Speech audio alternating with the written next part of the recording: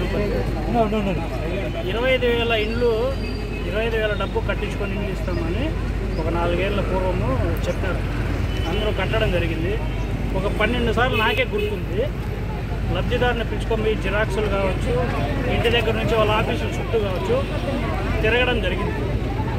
4 ఏళ్ళైనా దానికి ఎట్లాంటి రెస్పాన్స్ ఇవ్వకుండా జనాలు వెయిటింగ్లో పెట్టారు.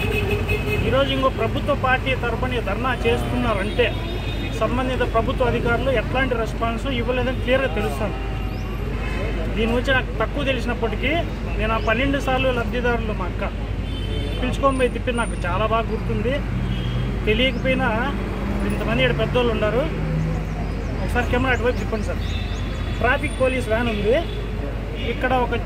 ఇప్పుడే 2-3 సీజింగ్ చూసిన స్పాట్లో యాప్లో బుక్ చేసి ఫైన్ వేసి బండి ఎవరి పేరు మీద ఉంటుందో వాళ్ళకు సెకండ్లో SMS పోతుంది.